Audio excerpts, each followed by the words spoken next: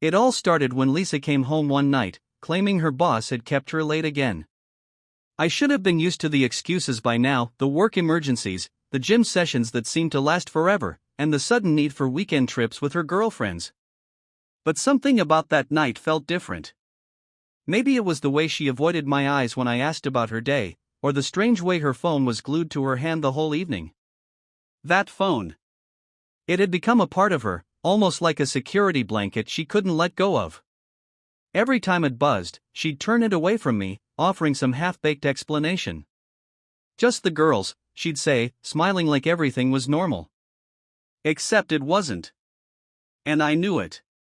I guess I'd been ignoring the signs for too long, hoping that whatever was happening would just pass. But that night, something snapped inside me. I decided enough was enough. I needed answers.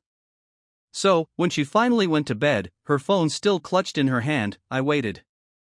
I pretended to be asleep, listening to her breathing until it slowed. Then, carefully, I slipped her phone from under her pillow. The passcode was the same. She hadn't even bothered to change it.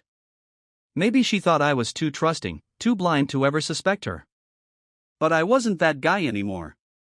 My hand shook as I scrolled through her messages, praying I was wrong. I wasn't. There it was. Messages from a number I didn't recognize, but the conversation was clear. There were no work emergencies. No innocent girls' weekends. The texts were full of suggestive comments, plans to meet, and even photos that made my stomach turn. The worst part? It wasn't just recent. This had been going on for months, maybe longer. I stared at the screen, my mind reeling. Every late night, every weekend trip, it all clicked. My wife, the woman I'd spent over a decade with, was cheating on me. And I was sitting there, with the proof in my hand, feeling like the biggest fool alive. The phone buzzed again, a new message lighting up the screen. "I can't wait to see you tomorrow," it read. That's when it hit me: this wasn't over. They were still planning to meet. Tomorrow. I had to do something. The next morning, I woke up before her, my mind still spinning from what I had seen. Her phone, with all the proof I needed, sat like a ticking bomb on the nightstand next to her. I couldn't sleep, not after finding out my wife had been screwing around behind my back. The conversation I'd read over and over kept replaying in my head. "Can't wait to see you tomorrow." That was today. I sat at the kitchen table, staring at my cold cup of coffee. My hands shook, and my chest felt tight, like someone had punched me in the gut, and I still couldn't catch my breath. What the hell was I supposed to do now? I could have confronted her right there and then, but that felt too easy. Too clean. She'd deny it, make up excuses, twist the blame around until I was the one feeling guilty. No, I wasn't going to do that. Not yet. First, I needed to know more. I needed to see it for myself. The messages had confirmed it, but seeing her with him would make it undeniable, even for her. She strolled into the kitchen around 7:30, yawning and rubbing her eyes like nothing had happened. She smiled at me, that same smile I used to love but now made my skin crawl. I watched her go through her usual routine of coffee, checking her phone, a quick glance in the mirror. She didn't even notice how quiet I was. That's how far gone we were. She probably didn't care. Or maybe she was too focused on what the day had in store for her. "Busy day today?" I asked, trying to keep my voice steady, casual. "Yeah, another long one." "Probably won't be home until late," she replied without missing a beat, her eyes on her phone, fingers tapping away. I wanted to rip that damn thing out of her hands and smash it into 1,000 pieces. Instead, I took a deep breath and forced myself to nod. "All right, I'll be working late too. Don't wait up." She barely looked up, just a quick smile before heading upstairs to get ready. I knew what she was doing. Dressing up for him, the guy she couldn't wait to see. The thought made me sick, but I needed to hold it together. I had to play this right. After she left, I pulled out my phone and scrolled through the GPS tracking app I'd installed on her car a few weeks ago. I wasn't proud of it, but things had been feeling off for a while, and I needed to know what was going on. I hadn't expected it to actually come in handy, but now, I was glad I had done it. I watched the little icon representing her car move slowly through the streets until it finally stopped at an address I didn't recognize. This was it. I grabbed my keys, not sure what I was about to walk into but knowing I had to see it for myself. I wasn't going to barge in guns blazing. I wasn't stupid. I needed to keep calm, keep my head on straight. It wasn't easy. I felt like I was being torn apart from the inside, but I couldn't let my emotions take over. Not yet. The address wasn't far from our house. Maybe 10 minutes away. When I pulled up, I parked a few houses down and killed the engine, sitting there for a minute to collect myself. The place looked like a regular suburban home, nothing out of the ordinary. A 2-story house with a neatly trimmed lawn, a few flowers by the walkway. There was a black SUV parked in the driveway, one I didn't recognize. That had to be him. I watched for a while, trying to keep myself from doing something stupid. I was shaking, adrenaline pumping through my veins, but I couldn't afford to lose it now. After about 10 minutes, the front door opened, and there she was. Lisa. My wife. Smiling, laughing as she leaned in to kiss the man standing next to her. It was a quick kiss, like they were trying to keep things discreet, but it was enough to send my blood boiling. I clenched the steering wheel so hard my knuckles turned white. Part of me wanted to get out of the car, march right up to them, and smash his face in. But I stayed put. I needed to see more. I needed to know exactly what I was dealing with. They got into his SUV and pulled out of the driveway, driving off together like it was any other day. Like she wasn't cheating on her husband, lying to my face every single day. I followed them, keeping a safe distance. I wasn't sure where they were headed, but I had a pretty good idea. It didn't take long to find out I was right. They pulled into the parking lot of a cheap motel on the edge of town. Classy. Real classy.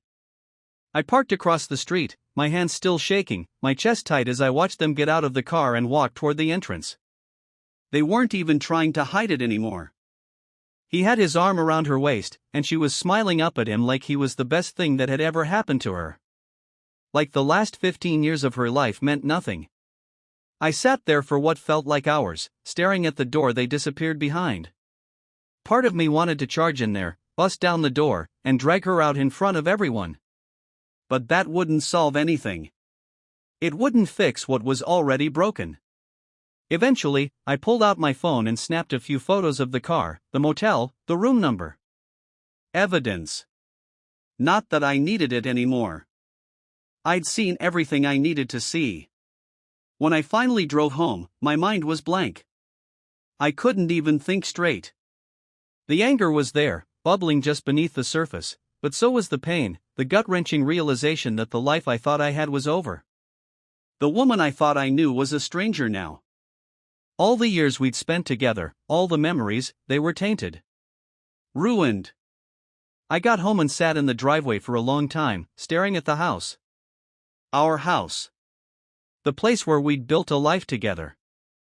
The place where we raised our kids, celebrated birthdays, holidays, anniversaries. And now it was just a shell. A lie. I went inside and poured myself a drink. I wasn't sure what my next move was, but I knew one thing for sure: I couldn't let her get away with this. She had to know I knew. I needed to confront her, to make her face what she'd done. But not tonight. Tonight, I needed to figure out how to approach it without losing my mind. Lisa came home late, just like she said she would. I heard the door open, her footsteps coming up the stairs, and then she appeared in the doorway of our bedroom.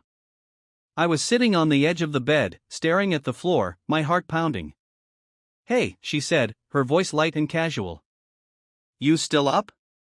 I didn't look at her. "Yeah." She walked over and kissed me on the cheek, her usual routine, like nothing had changed. "I'm exhausted. Work was brutal today." I clenched my jaw, forcing myself not to say anything. I needed to wait. Timing was everything, and this wasn't the moment. Not yet. "Yeah, I bet," I muttered, my voice barely above a whisper. She didn't notice the coldness in my tone. Or maybe she did and just didn't care. Either way, she didn't push. She just walked to the bathroom, her heels clicking against the floor, humming to herself as she got ready for bed. I sat there, listening to the sounds of her routine, the running water, the brushing of her teeth, all the while knowing exactly where she had been and who she had been with. The rage inside me simmered, but I forced it down. There would be a time for that. Soon. But not tonight. Tomorrow, I told myself. Tomorrow, I'm going to make her pay. The next day, I woke up with a heavy weight sitting on my chest. It wasn't just the discovery from the day before, it was knowing that today, I'd have to confront Lisa. I wasn't the type to let things fester. The more I sat on it, the worse it would get. If I didn't deal with it head on, I'd lose my mind. But I needed to play it right. This couldn't just be an explosion of anger. It had to be controlled, deliberate. Lisa left for work that morning like any other day, except I could barely look at her without wanting to scream. I watched her get dressed, probably picking out her outfit with him in mind. She put on a bit more makeup than usual, styled her hair just the way he must like it. She didn't ask me how I slept or if I had any plans for the day. She was too focused on her phone, probably texting him about their next rendezvous. I watched her walk out the door and listened to the sound of her car pulling out of the driveway.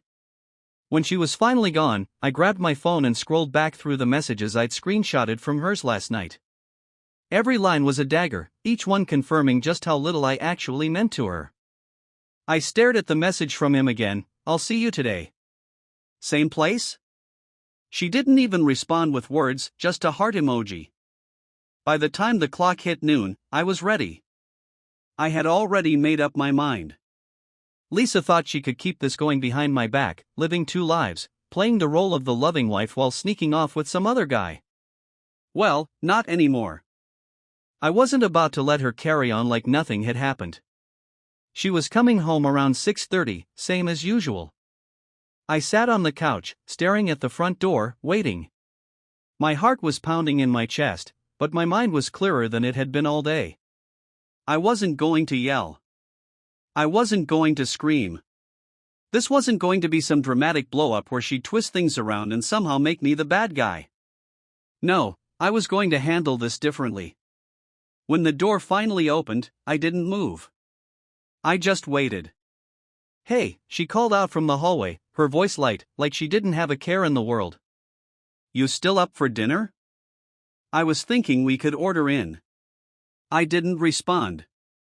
I just listened to her footsteps as she kicked off her shoes and made her way into the living room. When she saw me sitting there, her smile faded for a second, like she wasn't expecting me to be waiting for her. "What's wrong?" she asked, her tone shifting slightly. I looked up at her, feeling the coldness settle in my bones. I had imagined this moment so many times throughout the day, but now that it was happening, I wasn't sure how to begin. "You were at the motel again today, weren't you?" I said, my voice low, but steady. Her face went pale immediately. She opened her mouth to respond, but nothing came out at first. The panic was clear in her eyes, but she was trying to compose herself, trying to find some explanation, some lie that could dig her out of the hole she was standing in. "What are you talking about?" she finally managed to say, forcing a laugh that didn't match the fear on her face. "I know everything, Lisa," I said, my eyes locking on hers. "I followed you. I've seen the messages. I know who you've been meeting, where you've been going, all of it." Her fake smile crumbled. She stood there, frozen, her hands shaking slightly. I don't know what you're talking about," she stammered, but the conviction in her voice was gone. I stood up, walked over to the coffee table, and grabbed the printouts of her messages, the ones I'd copied from her phone, the photos, the details of her motel meetups with her lover. I tossed them onto the couch in front of her. "Explain this, then."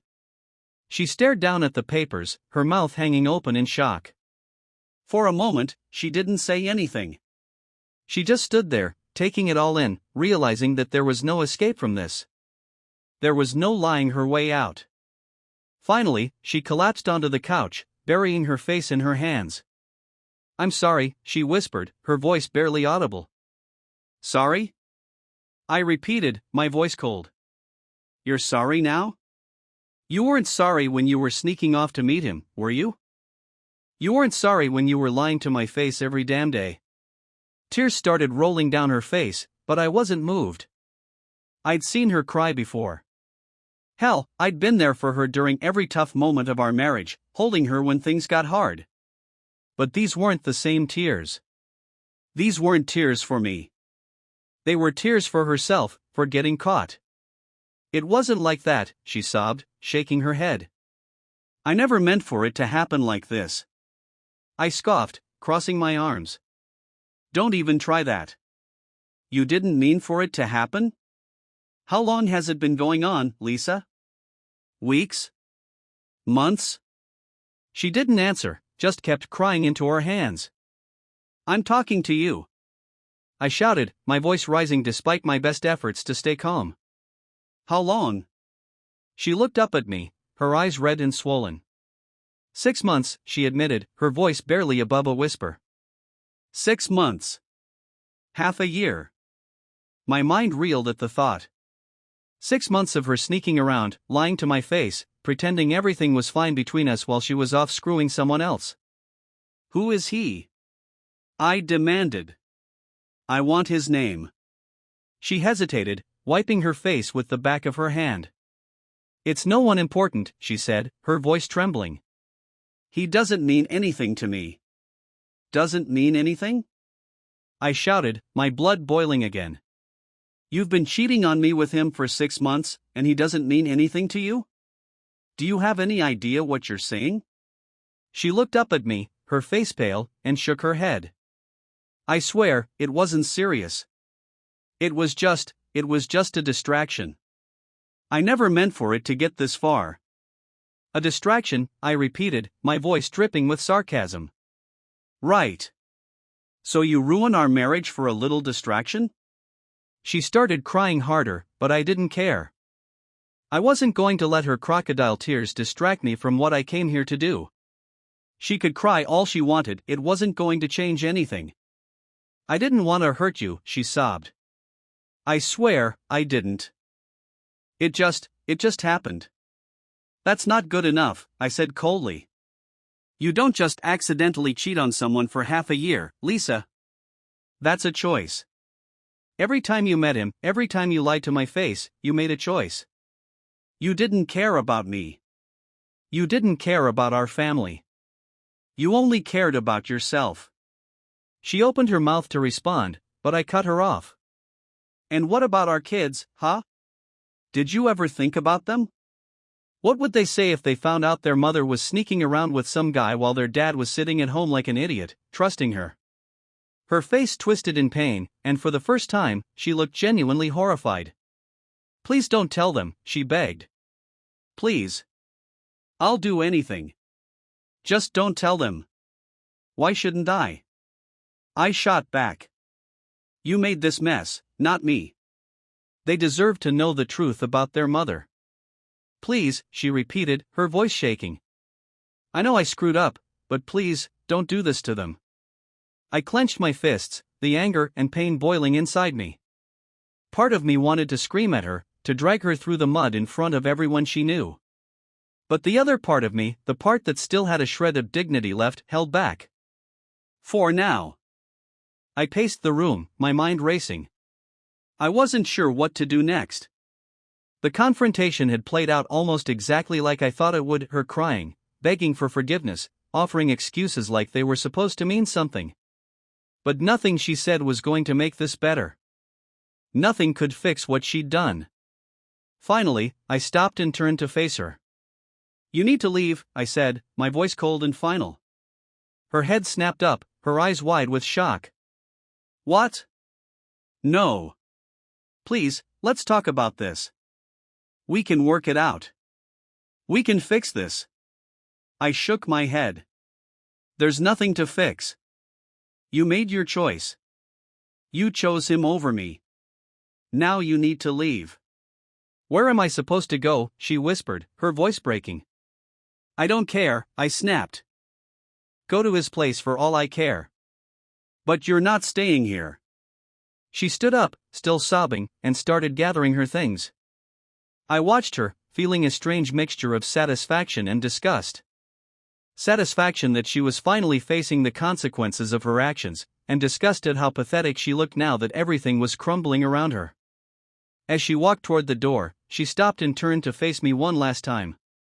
"I'm so sorry," she whispered. "I never wanted this." I didn't respond.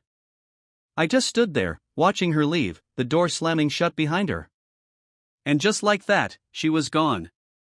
After Lisa walked out the door, I stood there in the silence for what felt like an eternity. It wasn't relief. It wasn't even satisfaction. I thought I'd feel some kind of release, maybe the rush of finally being free from her lies, but all I felt was a cold emptiness. She was gone, but the damage wasn't. I knew it would linger for a long time. I poured myself a stiff drink, staring at the blank TV screen as the minutes dragged on. The whiskey burned going down, but it didn't numb the pain like I'd hoped. My mind kept replaying everything she said, the excuses, the pathetic apologies, the desperate plea for me not to tell the kids. That last part gnawed at me. She still had the audacity to think she could control the fallout of her own betrayal. She wanted me to protect her image, her fragile reputation as the doting wife and mother. But why should I? She'd destroyed our family, trampled over our marriage like it was nothing. And I was supposed to keep her secret? Spare her from the humiliation she damn well deserved? No. I wasn't going to do that. Not for her. Not anymore. I didn't sleep much that night. How could I? My thoughts were racing, jumping from anger to sadness, back to rage, and then spiraling into a need for revenge. Every time I closed my eyes, I saw her with him. The smug look on her face when she thought she had me fooled. The way she lied so easily, as if our entire life together meant nothing. By the time the sun came up, I had made up my mind. Lisa wasn't just going to walk away from this unscathed. She had taken everything from me, my trust, my dignity, our family, and I was going to make sure she felt every bit of that loss. First thing, I called a lawyer. Not just any lawyer. The best damn divorce attorney in town. I knew I had to move fast before she could play the victim card and spin this mess into something that worked in her favor. I wasn't going to let her do that. This wasn't about just ending the marriage anymore. This was about making sure she paid for every single lie, every betrayal, every time she smiled in my face while stabbing me in the back. When I explained the situation to the attorney, she didn't seem surprised. I guess she'd heard stories like mine 100 times over. But she was efficient, sharp, and ruthless. Exactly what I needed. We started drafting the paperwork immediately. I wasn't giving Lisa any room to negotiate. I was taking the house, the assets, and full custody of the kids. I had the proof of her infidelity. It wasn't just the messages I had found.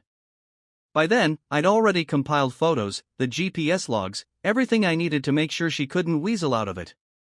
While the legal wheels were set in motion, I focused on the next part of my plan, dismantling her life piece by piece. First, I went through our shared bank accounts. It didn't take long to find what I was looking for. She had been using our money, my money, to fund her little rendezvous with the lover. Hotel bills, dinners, gifts, all paid for from the account we'd built together. The rage I felt scrolling through those transactions was almost blinding. I transferred everything I could into a separate account in my name, leaving just enough so she wouldn't immediately notice. Next, I called the kids. They were both out of the house now, living on their own. They were grown, but still, I dreaded this part more than anything. Lisa didn't want me to tell them, and maybe in some twisted way, she thought keeping them in the dark would somehow protect her. But they deserved to know the truth. I started with our oldest, Sarah. She answered on the second ring, cheerful as always. "Hey, Dad. What's up?" I took a deep breath, trying to find the right words, but there were none. There was no easy way to break something like this. "Sarah, we need to talk. It's about your mom." The shift in her tone was immediate. "Is she okay? What happened?" "She's fine," I said, even though that felt like a lie. But there's something you need to know. She's been seeing someone else. There was a long pause on the other end of the line.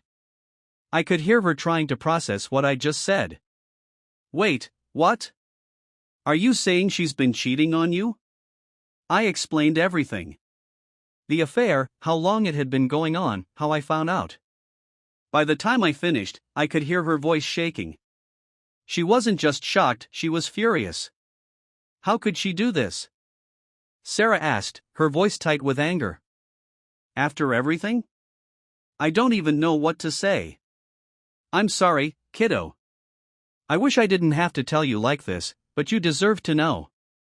No, I'm glad you told me.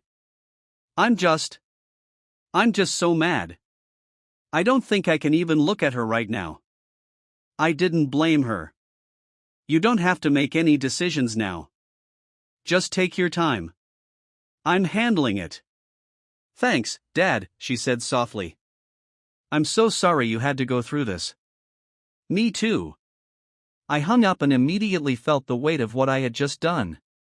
Telling our kids was like tearing a hole in our family that could never be repaired. But Lisa had already done that.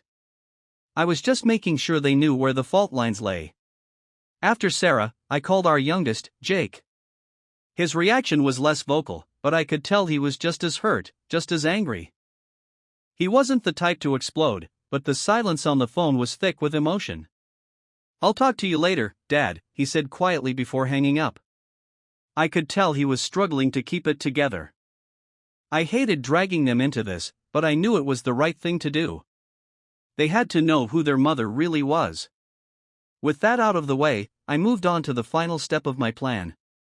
Lisa had been working at the same company for years, climbing her way up the ladder with that perfect combination of charm and hard work.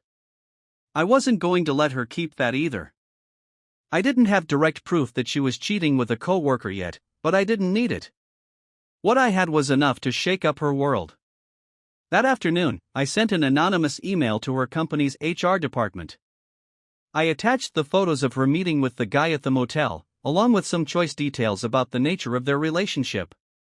I made sure to mention how this wasn't just an affair, it was happening during work hours, on company time. They'd love that. Nothing made an employer act faster than finding out their employees were screwing around when they should be working. It didn't take long for the fallout to start. That evening, I heard the front door open, and I knew it was her. I hadn't seen her since I kicked her out the night before, but she hadn't left town. She probably thought she could salvage the situation, that I'd cool down and we could have a civil conversation. She had no idea what was waiting for her. Dan, she called out, her voice hesitant as she stepped into the living room. I didn't bother looking up from my drink. What do you want? She stood there for a moment, her eyes scanning the room like she wasn't sure what she was walking into. Can we talk? We already talked, I said coldly. You said everything you needed to say when you were screwing around behind my back. I made a mistake, she started, but I cut her off. No, you made a choice.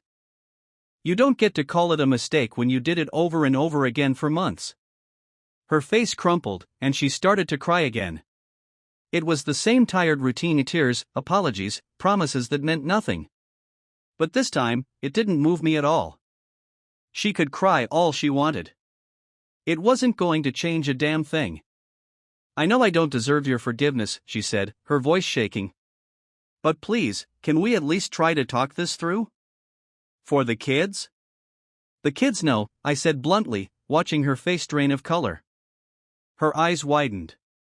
You told them? Of course I told them, I snapped. They deserve to know what kind of person their mother really is. She stumbled back, like I'd hit her, her hands covering her mouth as the sobs racked her body. How could you, she whispered. They're going to hate me. Maybe they will, I said, standing up and facing her. But you brought this on yourself. Don't stand there and act like the victim now. Lisa was still shaking her head, her face crumpling in horror at the realization of what I'd done. But I wasn't finished. I wanted her to feel the full weight of the choices she'd made. Oh, and by the way, you might want to check your work email. HR is probably going to want to have a chat with you about those meetings you've been having on company time. Her eyes went wide with shock. What did you do? I made sure they know exactly what kind of employee they've got, I said, feeling a cold satisfaction wash over me. I'm sure they'll love hearing about how you've been using company hours to sneak off to motels with your little boyfriend. For a moment, she didn't say anything. She just stood there, her entire world collapsing around her, the full weight of what I'd done settling on her shoulders. The crying stopped, and instead, she just looked at me with a mixture of disbelief and devastation. You're trying to destroy me, she whispered, her voice barely audible. No, Lisa, I said, my voice calm and controlled. You destroyed yourself. I'm just making sure you can't walk away from it. And with that, I turned and walked upstairs, leaving her standing in the wreckage she had created. The next morning, I woke up with a new kind of clarity. Lisa was out of my life, or at least she was about to be, and my revenge against her was already in motion. But there was someone else who needed to face consequences. Her affair partner. He was just as guilty as she was. He knew she was married, there's no way he didn't. They'd been meeting at motels, sneaking around like a couple of teenagers, thinking they could get away with it. But not anymore. I didn't know much about him yet, only what I'd pieced together from the messages and photos. He wasn't some stranger she picked up at a bar, he was someone she knew well. Maybe even someone from work. That would explain why they were so careful. It would also explain why she didn't want to involve him when I confronted her. She was protecting him, trying to shield him from the fallout. That wasn't going to happen. I spent the next few hours digging. It wasn't hard to find out who he was once I had a starting point. His name was Greg Fowler, and he worked in sales at a mid-sized company downtown. The guy wasn't anything special. Average looking, mid-30s, and by the looks of it, he thought he was some kind of hotshot. I found him on social media, scrolling through his pictures until I recognized the face that had been haunting me since I first saw it outside that damn motel. He wasn't just a random fling. He had wormed his way into my life, and I was going to make sure he regretted every second of it. The first thing I did was find his home address. It wasn't hard, people are careless with their personal information online. A few clicks here and there, and I had everything I needed. He lived in a nice house, not too far from where I'd followed Lisa the other day. Probably just another suburban guy who thought he could have it all without paying the price. Next, I dug into his work. A little research and some LinkedIn stalking later, I found his employer's contact information. It was tempting to go down the same road I did with Lisa, send his boss everything, blow up his career just like I had hers. But I wanted something more personal for him. Sending an email felt too distant, too easy.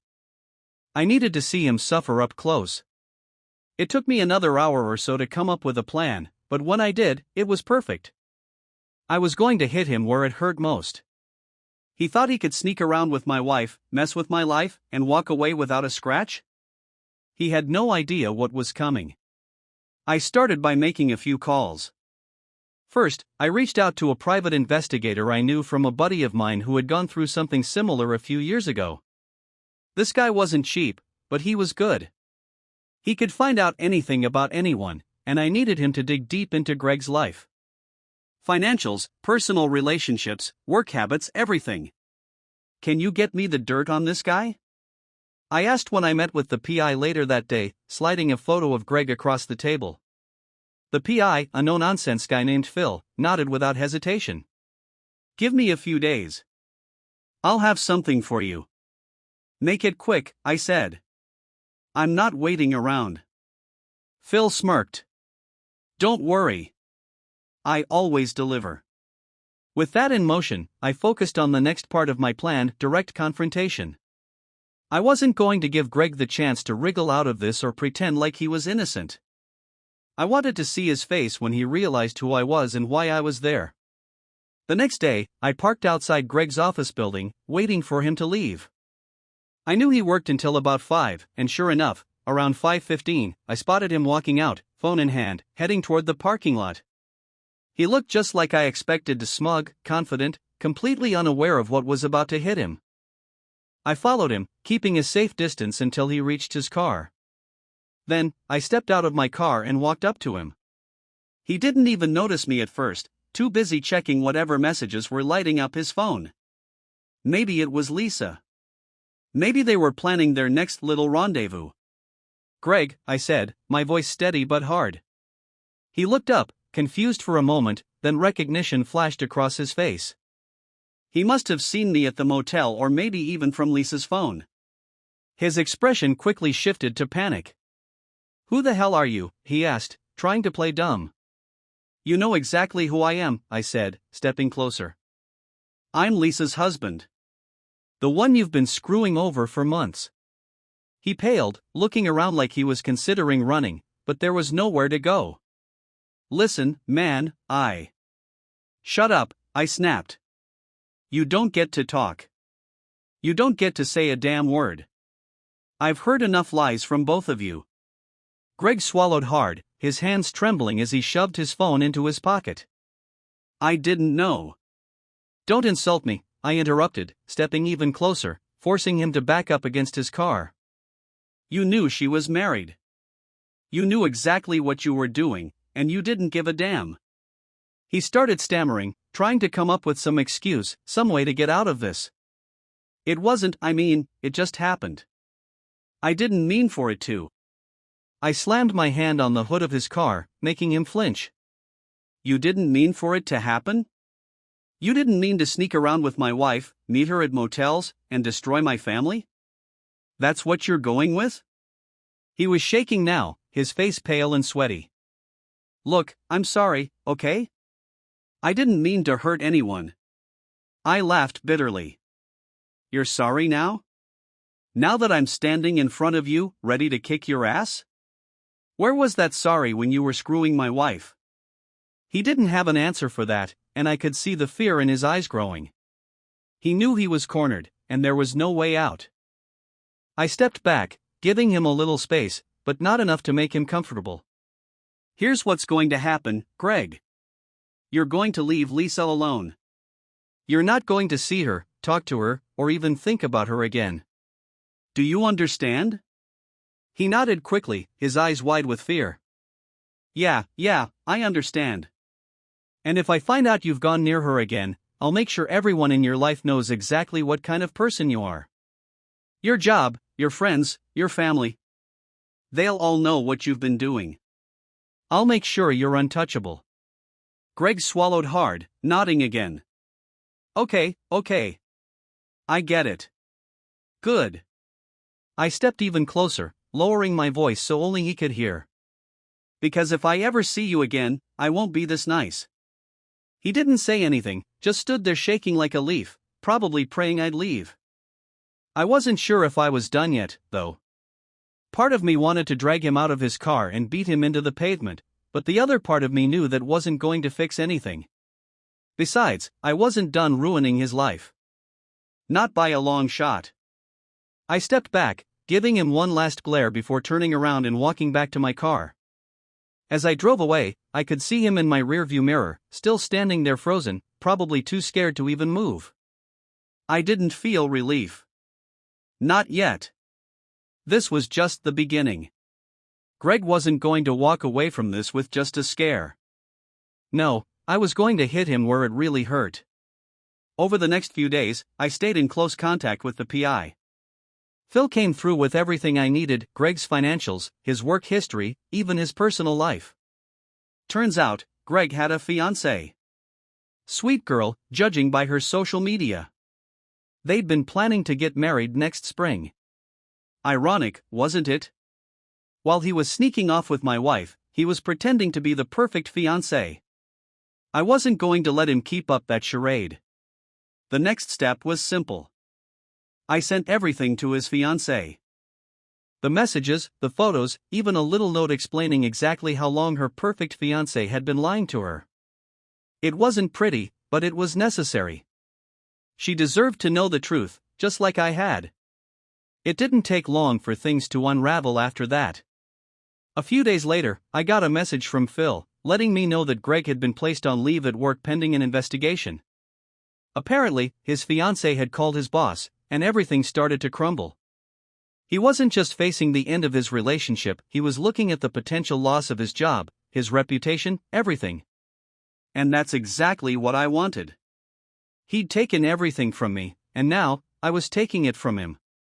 A week later, I saw the fallout firsthand. I had parked near his office again, watching as he walked out, his shoulders slumped, his whole demeanor defeated.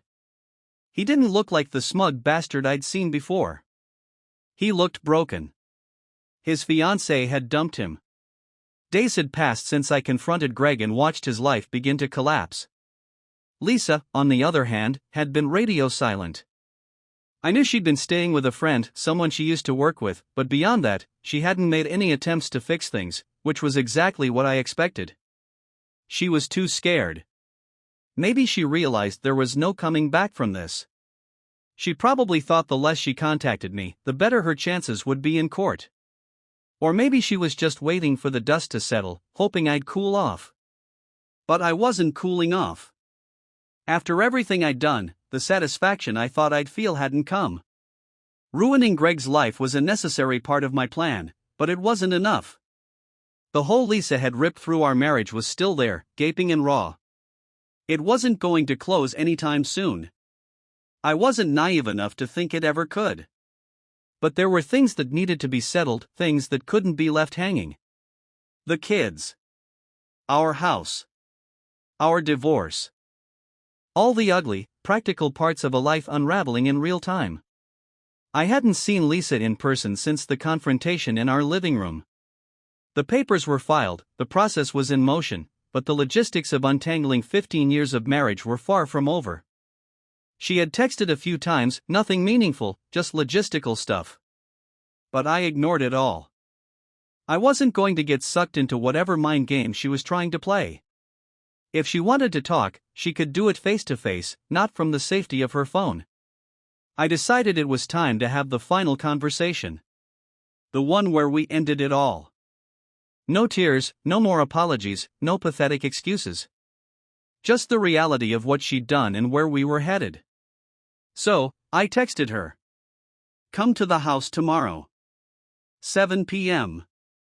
We need to talk. It was short and to the point. I didn't need to say more. She'd know what it was about. The response came almost immediately. I'll be there. The next day dragged. I tried to keep myself busy, but every hour felt like a countdown. I cleaned up the house, not for her, but for me. I wanted everything to be in order. If this was going to be the end, it was going to happen on my terms. The place had been mine for weeks now, with her gone. I'd erased most of her presence from it already. The photos were down, her clothes and things packed away. There were no traces left of the life we'd once shared, no signs that this had ever been her home. When 7 p.m. rolled around, I was ready. I sat at the kitchen table, my hands steady, my thoughts clear for the first time in days. I didn't feel the rage anymore, not the way I had when I first found out. Now, it was just cold. Like I was shutting the door on a chapter of my life that I didn't even recognize anymore. I heard her car pull up outside, the sound of her engine shutting off. Then, footsteps. The door creaked open, and she stepped inside. She looked different. Maybe it was the weight of everything that had happened, or maybe it was just that I saw her differently now. Either way, she wasn't the same woman I'd spent 15 years with. Or maybe she was, and I just hadn't been paying attention. She stood there in the doorway, not sure whether to step further in or wait for me to say something.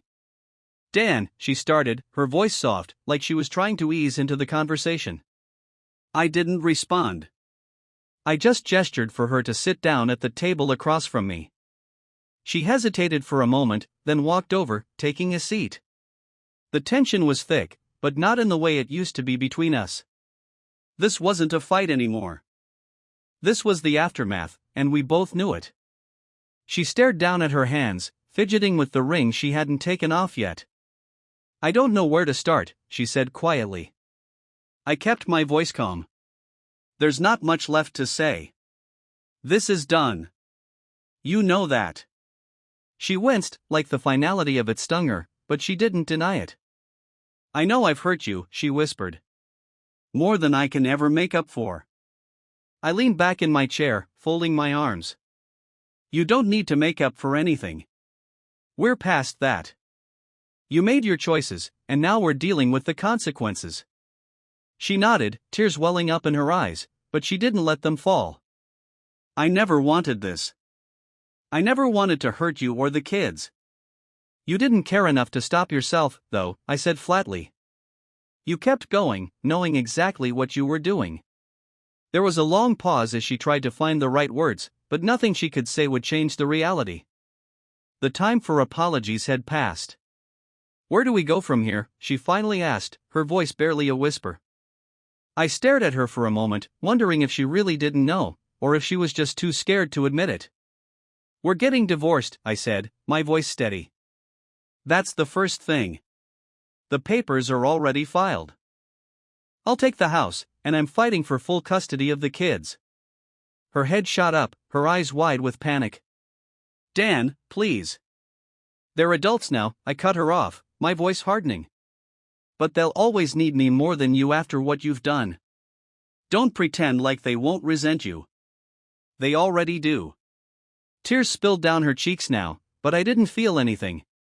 Not anymore. I watched her cry like a stranger, detached from whatever emotion she thought she could stir up in me. They're my kids, too, she said through her sobs, her voice cracking. I don't want to lose them.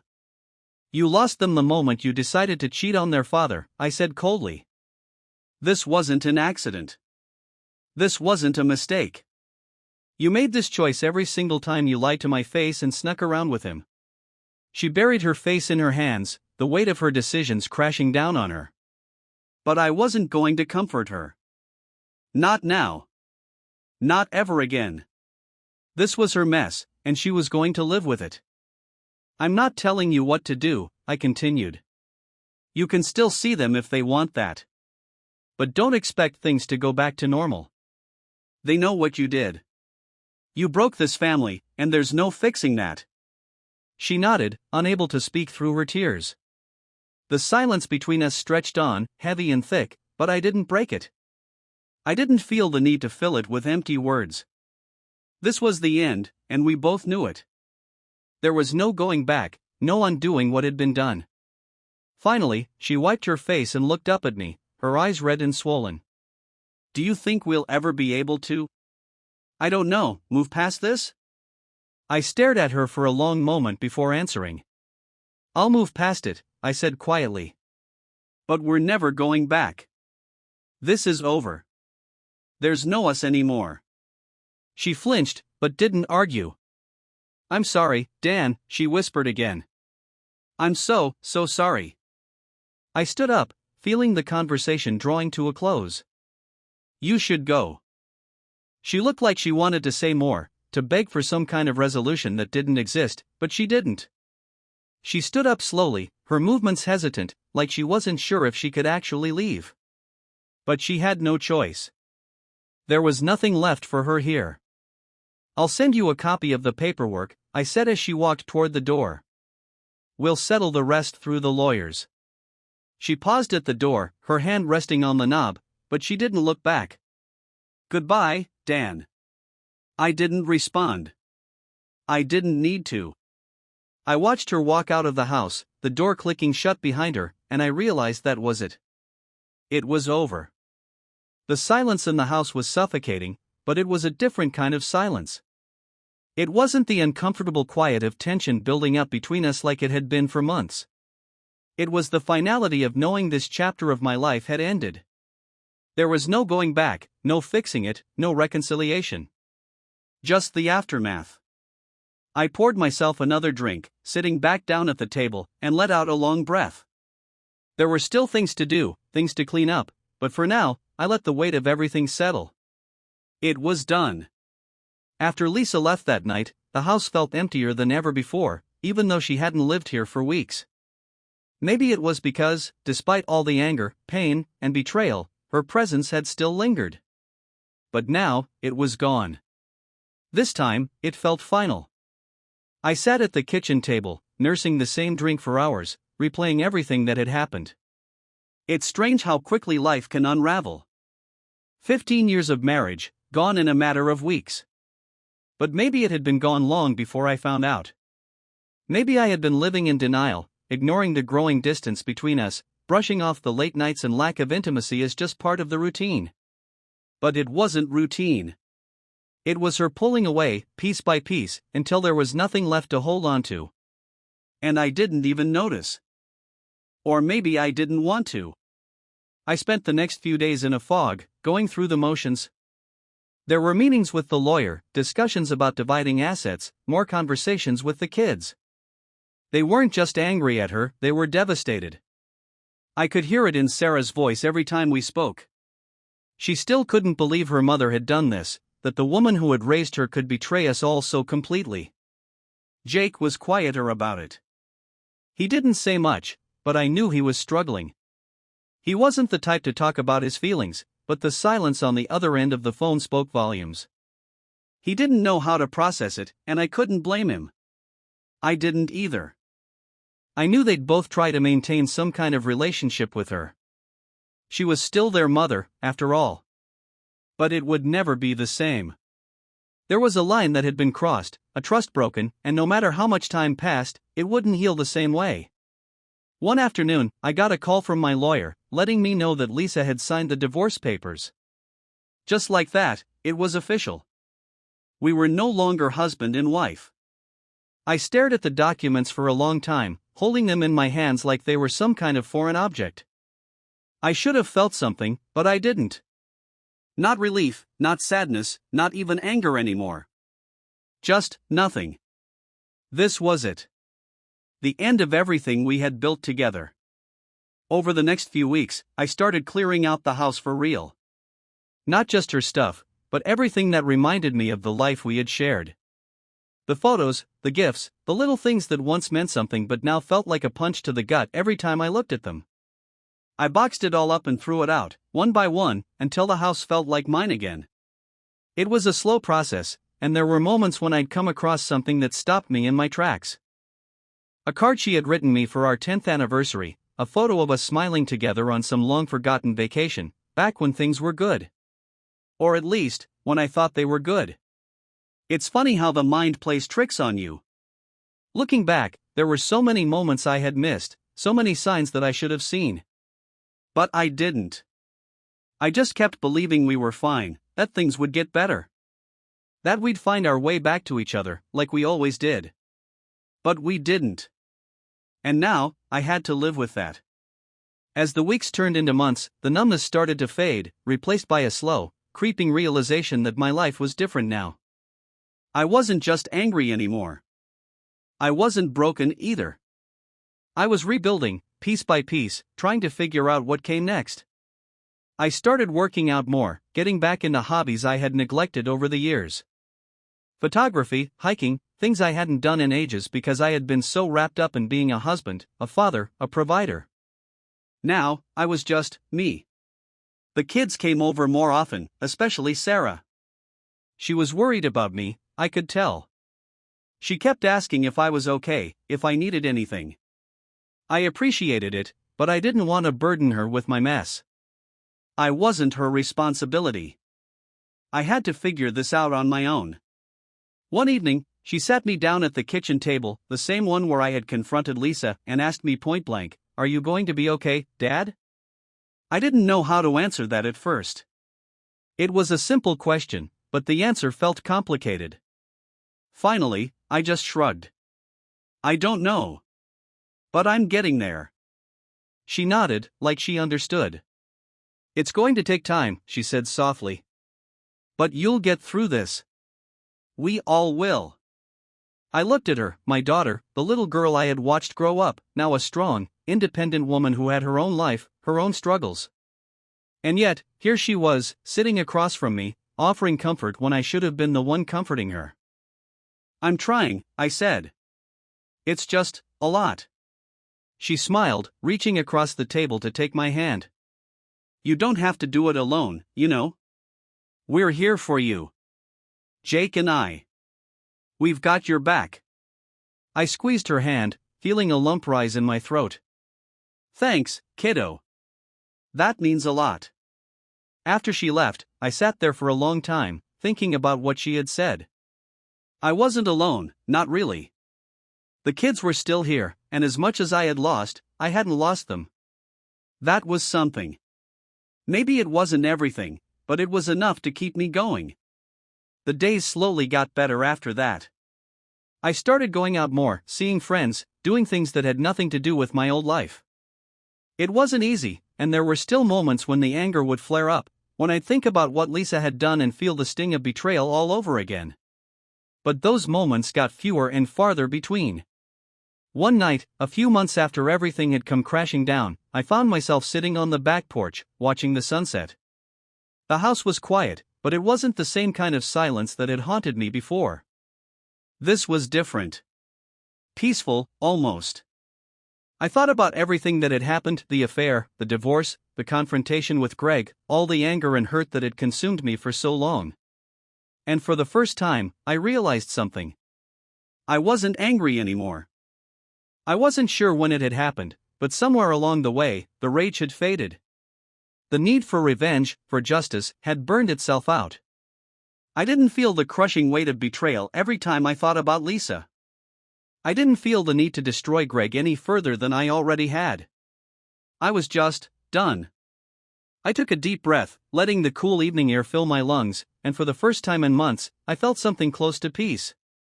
It wasn't closure, I wasn't sure I'd ever really get that, but it was enough. Lisa had destroyed our marriage.